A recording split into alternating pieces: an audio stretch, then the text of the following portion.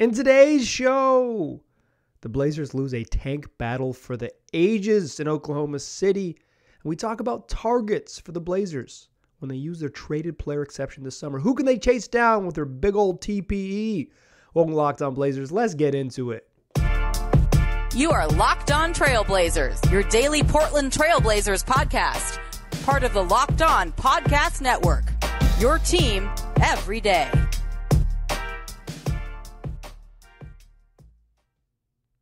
What up, world? It's your past first point guard and Trailblazer reporter, Mike Richmond. You're listening to another episode of Locked On Blazers, part of the Locked On Podcast Network, available wherever you get podcasts, and now also on YouTube. In today's show, we're talking about a Blazers tank miracle in Oklahoma City. They lost a game that they really wanted to lose, and the Thunder really wanted to lose as well. And the Blazers are the tank champions, blowing a big lead late. And then we're going to talk all about Blazers traded player exception. They got a big old TPE that they required from the New Orleans Pelicans in the CJ McCollum trade. And I want to talk about targets, names they can go after, and why, and kind of the parameters of how a TPE type trade might work. We'll talk names, we'll talk trades, we'll talk all of that. But first, we got to do what we do at this time, the fastest recap in the West. The Blazers lose this game 98-94 to OKC, and Portland was maybe not in control of this game, but down to the end of the first quarter, find themselves up 6 at halftime, and in a position to win this game, like absolutely in a position to win this game. And then from that 6-point lead, they outscored the Thunder 28-19 in the third quarter, took a 15-point lead into the fourth. Blazers up 15 in OKC. OKC's basically playing 6 players. They're holding out Aaron Wiggins. They're holding out Teo Maledon. They're holding out Alexei Pokusevski. That's your boy Poku. Like, they're holding out Jeremiah Robinson Earl. These are, end of the rotation youngsters, and they're getting DNP CDs. The Thunder are just going all out to lose this game. Side note, the NBA is broken. The NBA is broken. If you're holding out Poku and a chance to lose, holding out Teo Maledon because you really need to lose, but it's a broken league, broken system. Bad for everyone. Two thumbs all the way down. Absolutely the worst incentives. I do not care for it. You should be able to play young players. Screw this garbage. But the Blazers, they find a way. They scored just 12 points in the fourth quarter. OKC outscored them 31-12, overcoming a 15-point deficit heading into the quarter. OKC hit 5 threes in the fourth. That's 15 points if you're scoring at home. They'd hit 6 threes in the first 3 quarters combined. The Blazers scored just 12 points in the quarter. I guess it was good news, but it's just bad news. It's no good for anyone. Blazers lose this game 98-94. A big loss. The Blazers they are going to be in a position that if they lose out and they play good teams, New Orleans, Dallas, and Utah to finish the year, they will secure the 6th worst record in the league. They're going to do it. They're not going to be able to catch the Pacers with the 5th worst record, but Portland, by virtue of winning this game, has pretty much ended losing this game. It's a win when you lose like this. By virtue of losing this game, I've put themselves in a position to secure the 6th worst record in the league and end up with a 37% chance of getting a top 4 pick and a 9% chance of getting the first overall pick. And tanking sucks. This sucks. This is bad incentives. The league is incentivizing the wrong things. It's bad. Boo. The Blazers Brandon Williams did not play for the Blazers. He had a left quad contusion. He was ruled out. Brandon Williams is on the too good to play list. Screw this. He might have a left quad contusion. I'm sure he does. But showing up on the injury report like he did with this situation as has been the Blazers' leading scorer and all these things, it's nonsense and garbage. This game exhausted me. The nonsense of this game truly exhausted me. I don't want to spend too much more time on it. Jalen Horde, former Blazer, 24 points, 21 rebounds, 3 assists, 3 steals. Goodness gracious, he played 46 minutes. Blazers were led by Keon Johnson, who had a really nice game, at least if you look at the stat line. I thought Keon has been making his three-pointers. That's going to be the swing skill for him. I think this has not been good developmental time for Keon straight up, but I'm glad he's getting on the court and having some success. He finished with 18 points, 6 rebounds, and 7 assists. It's a steal and 2 blocks. Like, Keon filled up the stat sheet. Nice little Keon game. It just stinks. It stinks. This isn't useful, meaningful Keon minutes when a franchise is actively trying to lose. Let's get Keon in some actual competitive minutes when the other team who's truly terrible is also trying to lose. I'm fed up with it. Ben McLemore 17 points, Greg Brown 17 points, career high for 17 for Greggy, Drew Eubanks 14. That's Greggy Goggles. Shout out to my man. The OKC played 6 guys. They played 6 guys. Get this out of here. Let's talk about anything else. Blazers are going to lose the rest of their games. Congratulations, they did it. This is the right move. Like, to be clear, this is the right move. The Blazers are doing the right thing. It's just... this game was the sham of shams. This was maybe pushing it to the point where I couldn't roll along. So I'm done talking about it. Let's talk about traded player exceptions. The Blazers got a big one. I want to talk all about it in the second segment. But first, let me tell you about Shady Rays, a new sponsor for the podcast. It's an independent sunglass company that gives you the features of $200 sunglasses for a fraction of the price. That means polarized lenses, well-constructed durable frames, and premium high-end finishes. Also, something you won't find anywhere else is Shady Rays has a wild protection program. Shady Rays includes lost and broken protection on every pair. They will send you a brand new pair if you lose them, no matter what happened. Give them a try. If you don't love them, you'll pay nothing. It's as simple as that. Plus, 10 meals are donated to fight hunger in America when you shop with Shady Rays, exclusively for our listeners. If you're listening to the show right now, head to shadyrays.com. Use the promo code LOCKEDON to get 50% off 2 or more pairs of polarized sunglasses. That's code LOCKEDON for their best deal of the season, 50% off of 2 or more pairs of Shady Rays sunglasses. It's backed by over 150,000 verified 5-star reviews. Check it out. All right. So let's talk traded player exception as promised. Listen, I'm going to try to keep this really simple. I'm going to try to make it really straightforward. I try to sort of give you what you need to know. We're going to talk about how the traded player exception works and some targets for the Blazers as they try to use this over the summer. In general, traded player exceptions, particularly large ones, don't get used very often. When the ones do get used, they're relatively smaller, and we'll talk about that. But I want to use this end of the show here to kind of talk about something that people are curious about. The Blazers, when they traded CJ McCollum to the New Orleans Pelicans, they received a $20.86 million traded player exception. The way a traded player exception works is you get that money plus $100,000 of wiggle room. So the way to think about this is a $21 million traded player exception. It's like 21 or 20.964, et cetera, et cetera. But for our purposes here, let's call it $21 million. Traded player exceptions, 3 things can be done with them. You can use them, you can discard them, and you can let them expire. They expire after a year. So the Blazers will have up until next year's trade deadline to use it. That gives them a little bit of room to wait, but because of their cap situation, they're more likely to either use it this summer and just discard it after that.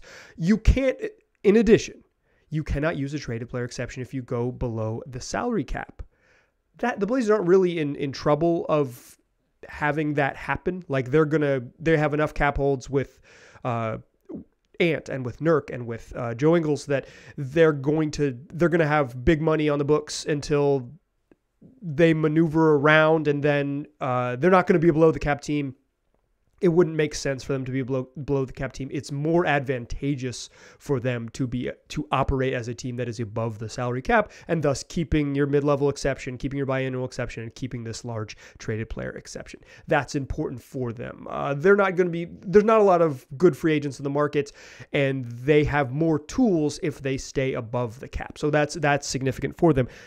And I think just the sort of the basics of the traded player exception, I think this is important because a lot of you have emailed me and said, hey, what if they did this? And what if they did this? And I really appreciate the emails, and I try my best to kind of explain things there. So if you want to reach out and you have some sort of questions and you're a reasonable adult, I will gladly respond there. LockedOnBlazersPod@gmail.com. I'm not a cap expert. I know people who are better at this, and I tend to reach out to them. I've screwed some stuff up in the past, and I hate making mistakes in this podcast. So I want to be as clear and as simple as possible here so you can kind of have the knowledge here.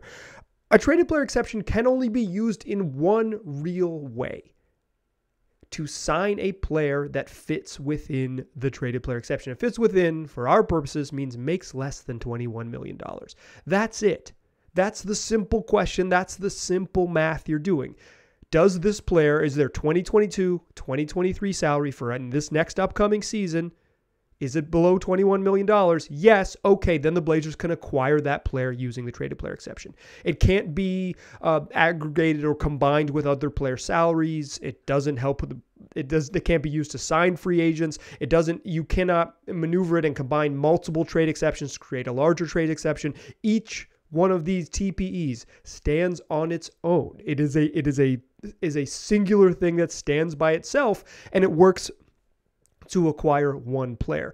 Now, the way NBA trades work, they're a little more confusing than they really need to be, and I don't want to get too deep into the woods, but the Blazers could have a multiplayer trade and use the trade exception to absorb one part of the trade, because you can do non-simultaneous trades and blah, blah, blah, blah, blah. That's too deep in the weeds. The point is, when you're thinking about this is a $21 million traded player exception acquired from the New Orleans Pelicans in the CJ trade. The Blazers have 1 year to use it. And the way they can use it is only in trades to acquire a player making that amount of money. And basically, it's a way to send nothing back to the other team. You might have to send something back, like draft picks or some kind of sweeteners, and we'll talk about that here more in a second. But in general, this is just a way to absorb one player making $21 million or less for their salary for next season. That's how it's going to work. There's no way to make this more valuable. There's a way to make it less valuable, because you can absorb a player into a portion of this. So if they're making $17 million, you can absorb them into a portion of this. But it's a standalone thing that can be used to make a trade of a player making $21 million.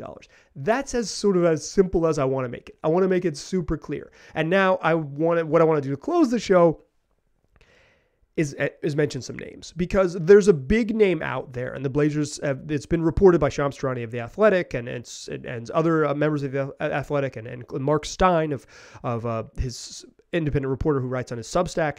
It's that the Blazers have pursued Jerami Grant, Pistons forward Jerami Grant. Jerami Grant fits perfectly within the traded player exception. But I think Jerami Grant's situation is unique. So I'm going to throw out some other names in the third segment, some other names that fit within this, that could be targets for the Blazers and their TPE, could be reasonable targets for the Blazers and their TPE.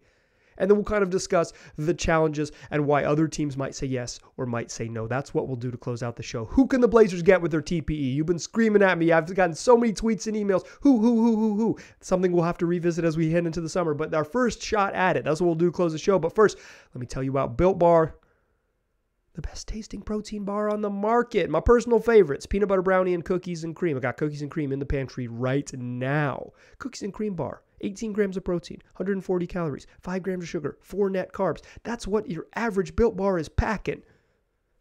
They pack a punch, real macros, and not a whole bunch of sugar, even though they got a candy bar-like texture and they're covered in 100% chocolate. They got a great taste, and they're going to give you the fuel you need. If you need to record multiple podcasts in a day because you took an evening off due to the loss of your beloved Tar Heels, a Built Bar will help you get the afternoon juice you need, the evening juice you need in my case.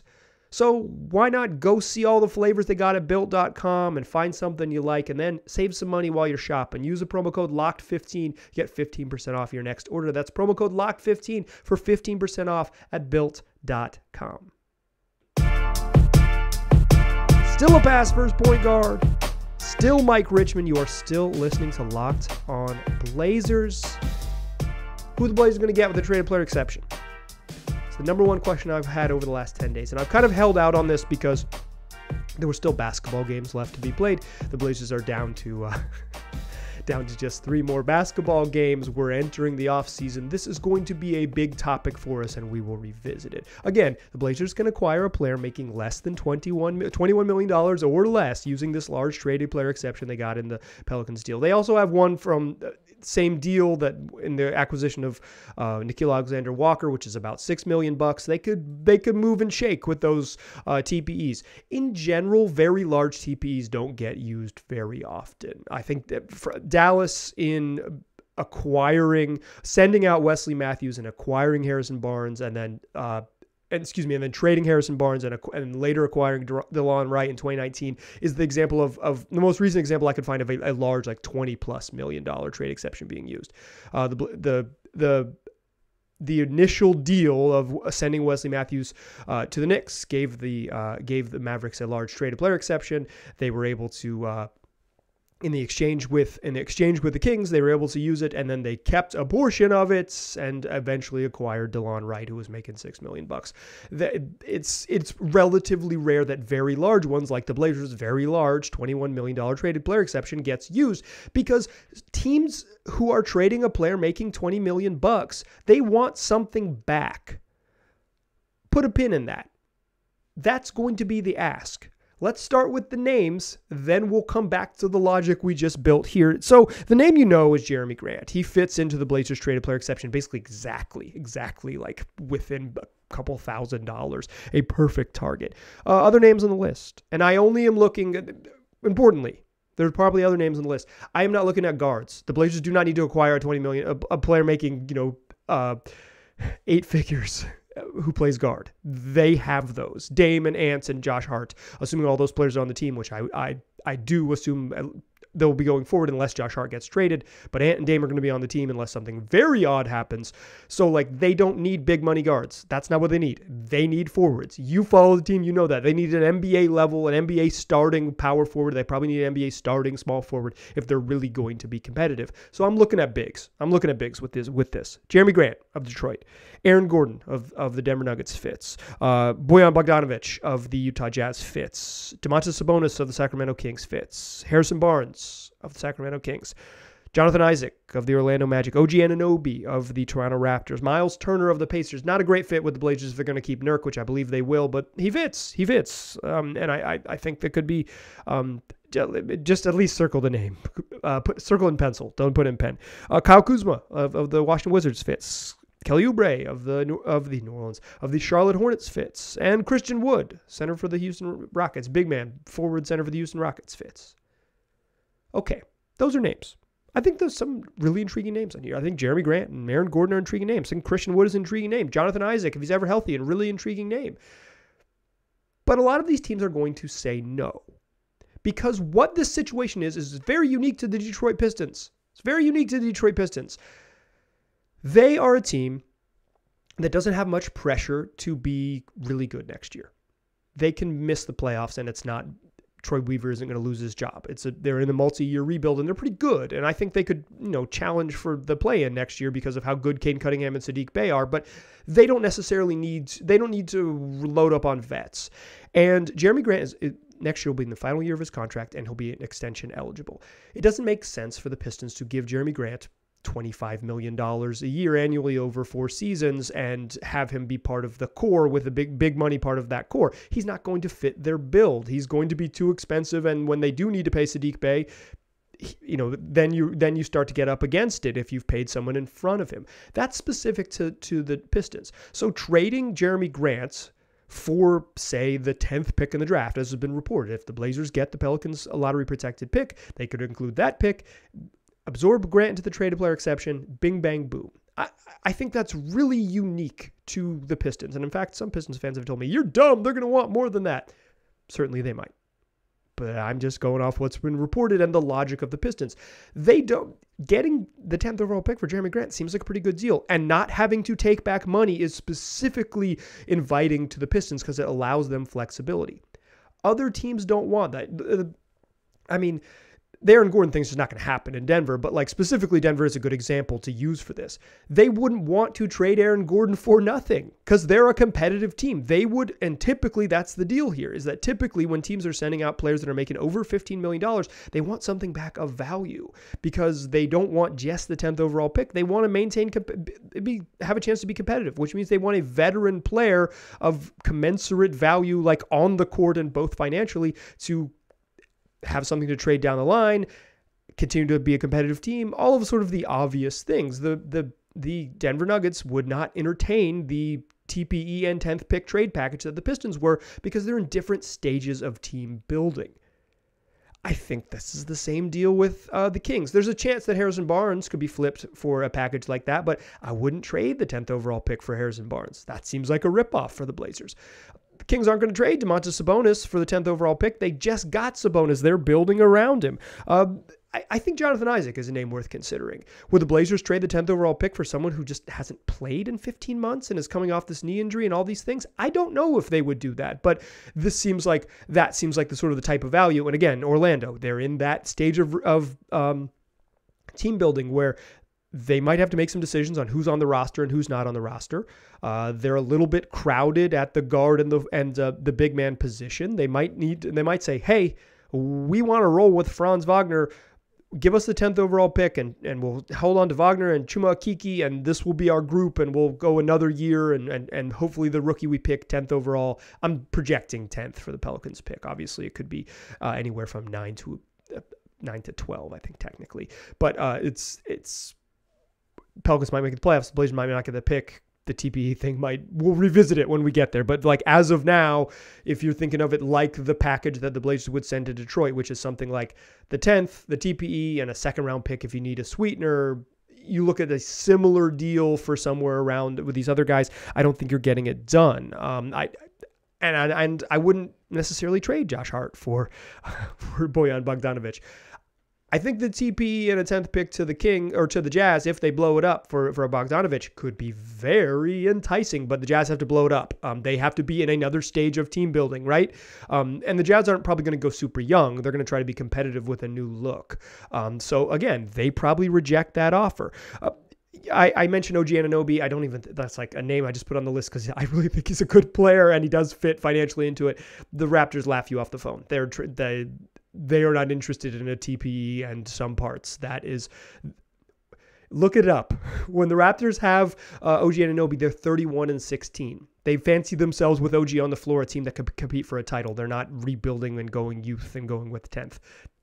It ain't going to happen. If the Raptors make a trade, they're going to trade for another vet to go for it, not young parts and salary relief. Miles Turner fits into it. I think the Pacers could be interested in that type of package because maybe they're going to try to do a little bit of a reset, but Miles Turner and Nurk is an untenable fit. And so if you assume Nurk is here, Miles Turner's not necessarily there.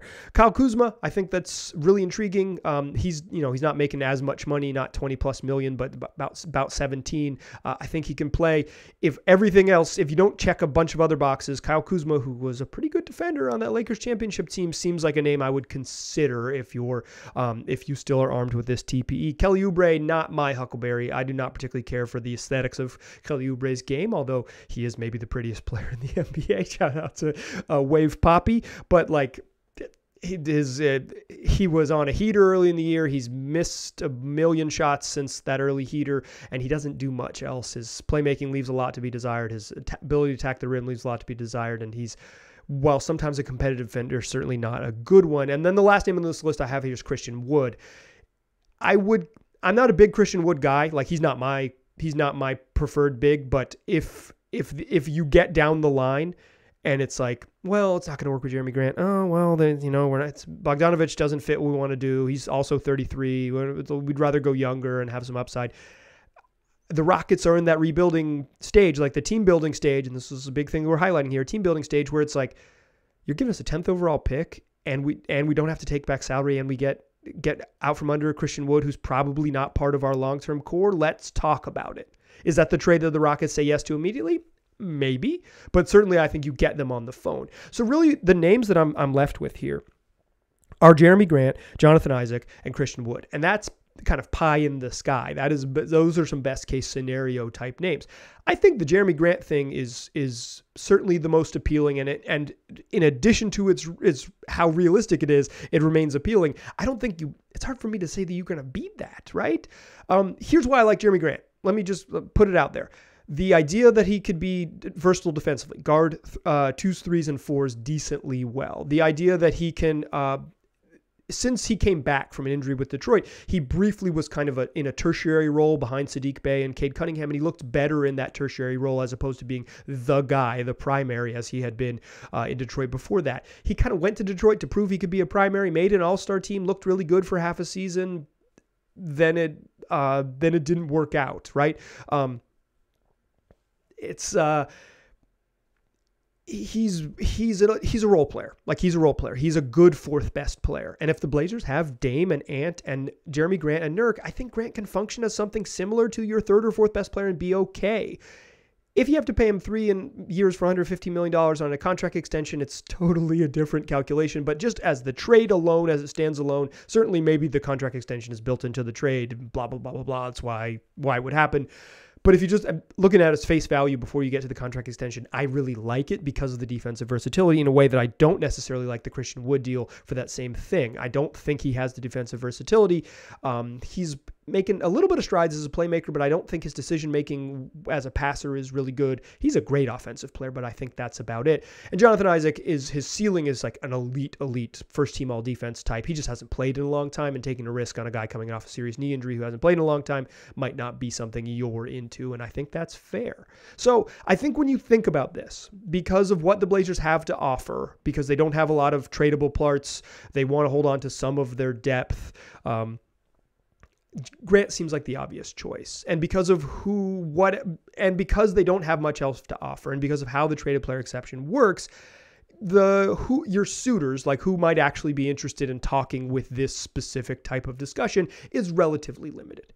And when you combine those two things, the sort of relative disinterest, I think, from teams around the league, and who the Blazers can offer and who might pick up the phone, I think Grant remains kind of high at the top of the list. Other names, by my math, and I'm using Spotrac.com for this, is Julius Randle and John Collins are other names people have thrown out there. By my math, they do not fit within the traded player exception. So the Blazers would have to get creative, and you're combining like Nazir Little and Josh Hart's salary to get there, and I don't think that's particularly appealing for me. I wouldn't trade Nazir Little and Josh Hart for Julius Randle. Wouldn't trade Nazir Little and Josh Hart for John Collins. You might. I would not.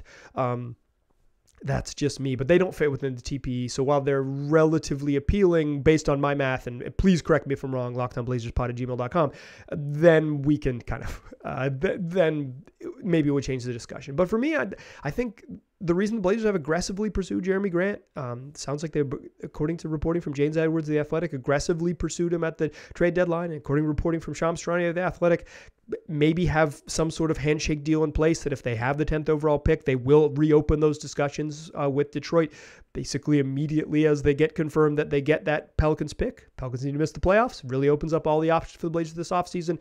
Grant seems like an obvious guy at the top of the list in terms of availability, in terms of fit, in terms of what the other team would ask for back. All of it seems to circle him for a variety of reasons. And for that and among others, I don't think it's a terrible idea. I also think there are fans out there who say, I don't want to trade for Jerami Grant. I just want to use the 10th overall pick on a rookie. Cool. I support that thinking. I probably don't. I'm probably not as enamored with like the idea of rookies as most. I'd rather have a proven commodity, but I totally understand and appreciate that logic. I can totally, if you say, I don't want Jerami Grant. I certainly don't want Jerami Grant at $28 million a year. I'd rather just have the 10th overall pick and come what may. Cool. But I think for your TPE target list, for your trade to player exception target list, when you go down, this is kind of who you end up with, and you see where Jerami Grant, why he would be at the top of the Blazers wish list, and if you think about it from the Pistons side, why they would be willing to do so. I hope that helps. We will revisit this TPE stuff a bunch over the next few months, particularly once we kind of know when we get into May where the Blazers are going to pick. So that's your TPE news. Hope this arms you with sort of some discussion fodder and some understanding of where the Blazers are at and where other teams are at and how all of this works.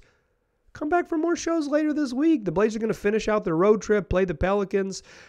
We'll have shows for you. We'll do a mailbag later this week. If you missed it, to talk with Reggie Walker about the Nike Hoop Summit. So we got a whole bunch of fun. Come back and join us. Look for us wherever you get podcasts and also on YouTube. Just search Locked On Blazers. We'll be right there waiting for you. Tell your friends to do the same. Appreciate you listening. Talk to you soon.